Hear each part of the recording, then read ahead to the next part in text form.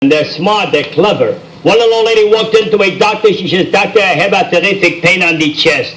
The doctor examined her. He says, "Lady, go home and don't worry about the pain in your chest. I guarantee you the pain will definitely go away in 3 days." And she started to cry. He said, "So why are you crying?" She says, "Doctor, tell me the truth. This pain is going away by itself, or am I going with it?"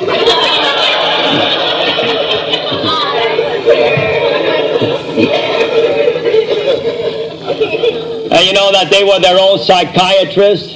Believe me, they were their own psychiatrists. If you recall, when Mother had solace, troubles, overloading her mind where she actually thought her head was going to split, you know what she did? She walked into her next door neighbor, sit down and talk to her.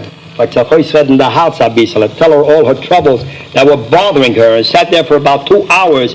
And when it was all over, she looked at her next door neighbor and said, "You know, thank God," she said, "my headache went away." See? And the next door neighbor would say to her, "I got news for you, now I have it."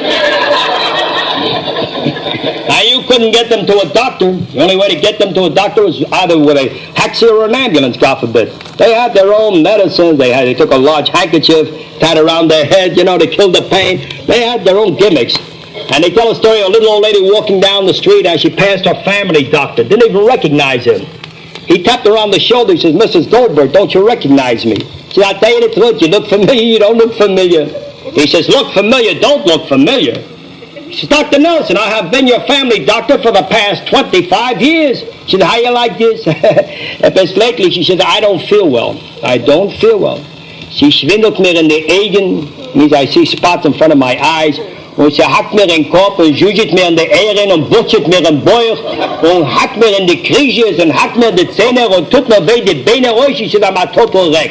He said, "So why don't you come to my office and pay me a visit?" She said, "I'll tell you the truth. As soon as I feel a little better, I'll be over." Or the woman who walked into a doctor on Park Avenue. She said, "I want you to give me, as they say in English, a thorough examination from the fistula bis die Keppel. It should be by me thorough." He gave her a thorough examination which lasted 2.5 hours. He x-rayed her, fluoroscoped her, gave her various tests. And when he got through, he says, "Lady, how old are you?" She says, For those that don't understand, that's 10 below 55. He said, 65, you're wonderful for your age. I'll prescribe some vitamin pills to pep you up and you'll be all right.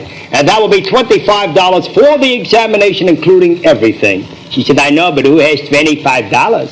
He said, "So give me $15. She said, "Who has $15? He said, "So give me $5. She said, "Who has money?"